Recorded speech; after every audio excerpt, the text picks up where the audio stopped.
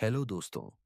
अगर आप हमारे चैनल देसी घोस्ट स्टोरी पर नए हैं तो इसे सब्सक्राइब जरूर करें। साथ ही घंटी वाले आइकन पर क्लिक करके ऑल पर सेट करें ताकि आपको हमारी हर नई और डरावनी कहानी सबसे पहले मिले। अपने दोस्तों के साथ इस वीडियो को शेयर करना न भूलें।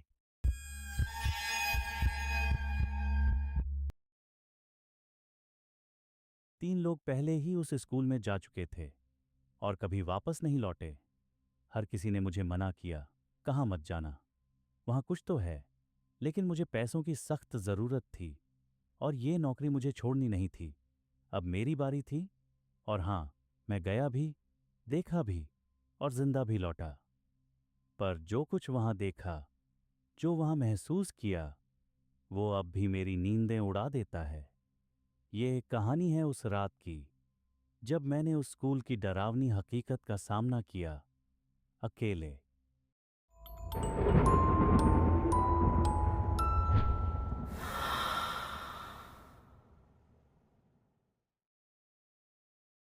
मेरा नाम सुरेंद्र यादव है, उम्र 34 साल। और ये कहानी तब की है जब मैं लखनऊ में बेरोजगार था। घर में हालात खराब थे। बूढ़ी माँ की दवाइयाँ, बीवी की शिकायतें और बच्चे की स्कूल फीस, सब कुछ सिर पर था। मगर काम कोई नहीं। लखनऊ में महीनों नौकरी ढूंढी, लेकिन किस्मत साथ नहीं दे रही थी।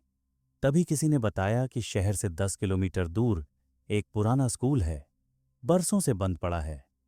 अब उसकी मरम्मत हो रही है। एक चौकीदार की जरूरत है जो रात में वहां पहरा दे सके। मजबूरी थी, घर का खर्चा चलाना था।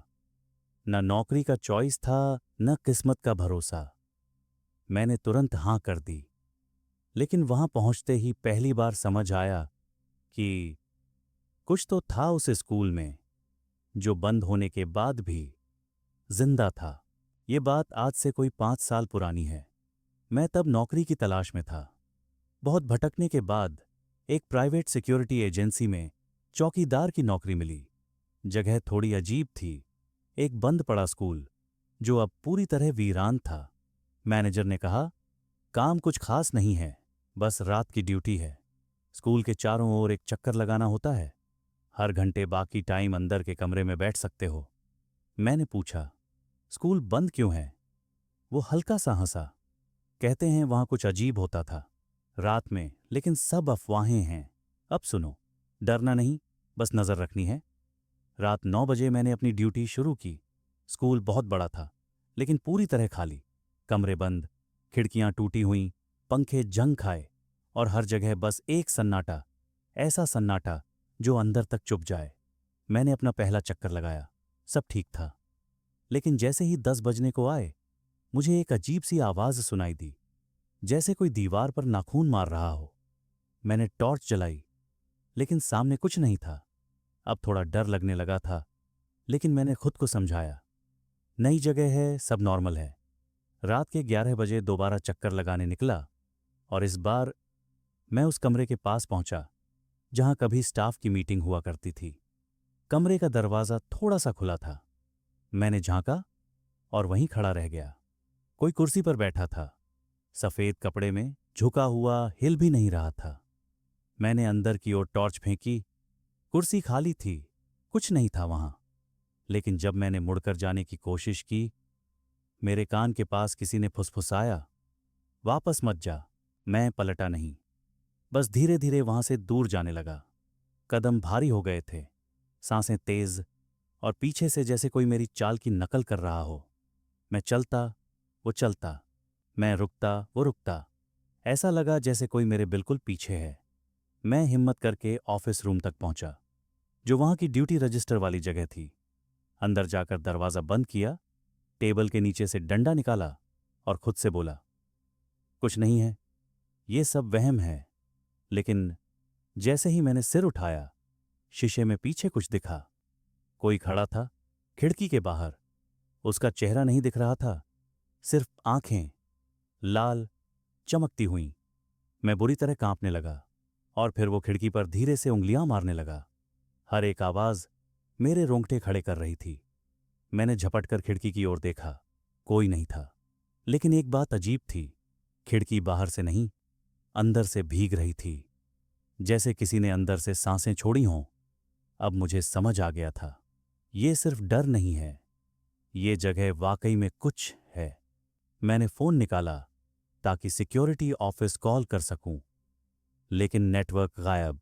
रात के 2 बजे मैंने तीसरा चक्कर लगाने की हिम्मत की, और जैसे ही मैं स्कूल की लॉबी में पहुंचा, मुझे बच्चों की हंसी सुनाई दी। छोटे छोटे बच्चों की आवाजें, जैसे क्लास में मस्ती हो रही हो। लेकिन ये स्कूल तो 5 साल से बंद पड़ा है।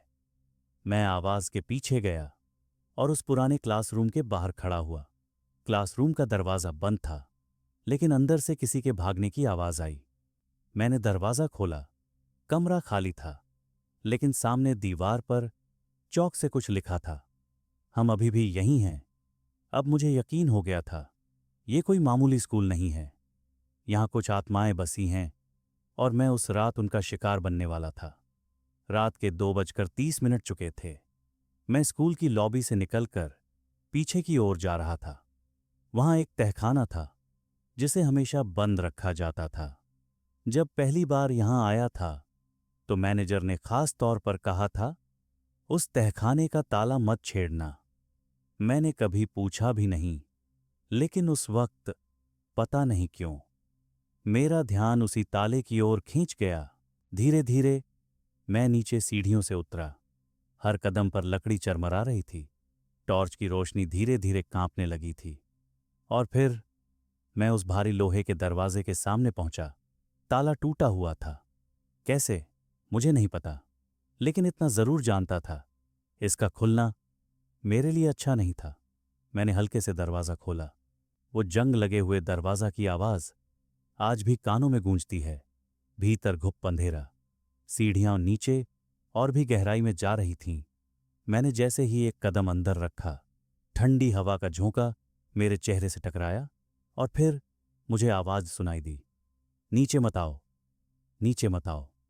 लेकिन इंसानी आवाज नहीं थी, जैसे कोई पुरानी टूटी कैसेट बोल रही हो। मैं रुक गया, लेकिन तभी मेरे कंधे पर किसी ने हाथ रखा। मैंने पलट कर देखा, पीछे कोई नहीं था। अब मेरे पैर जवाब देने लगे। मैं दोबारा सीढ़ियां चढ़ने लगा, लेकिन जितना ऊपर चढ़ता, सीढ़ियां और लंबी हो जातीं, जैसे मैं एक ऐसे रास्ते में फंस गया था जो कभी खत्म ही नहीं होता। और फिर एक और दरवाजा सामने आया। इस बार लकड़ी का, उस पर खून से लिखा था, जो एक बार आया वो वापस नहीं गया। अब मेरी सांसें उखड़ चुकी थीं। मैंने वो दरवाजा खोला, और सामने जो देखा, मेरे पैरों तले जमीन खिसक गई। 3 चौकीदारों की लाशें एक टेबल पर पड़ी थीं, सूख चुकीं, जैसे सालों से कोई जान नहीं उनमें। और टेबल पर रखा था ड्यूटी रजिस्टर। मैंने हिम्मत करके खोला। उसमें आखिरी एंट्री किसी शेखर नाम के चौकीदार की थी। डेट देखी, 3 महीने पुरानी थी, जबकि मुझे कहा गया था यहां कोई ड्यूटी पर नहीं था पिछले 5 साल से। तो फिर 3 महीने पहले यहां कौन था? मैं टेबल के पास खड़ा था, सामने 3 लाशें, दीवारों पर फटी हुई यूनिफॉर्म, और उस रजिस्टर में सिर्फ 3 नाम। तीनों के आखिरी शब्द एक जैसे थे, मुझे माफ कर देना मां, मैं लौट नहीं पाऊंगा। मैं कांपने लगा, पीछे पलटा। दरवाजा बंद हो चुका था। मैंने दौड़कर उसे धक्का मारा, लेकिन वो हिला भी नहीं। तभी कमरे की एक और दीवार से आवाज आई, तू चौथा है, तू चौथा है।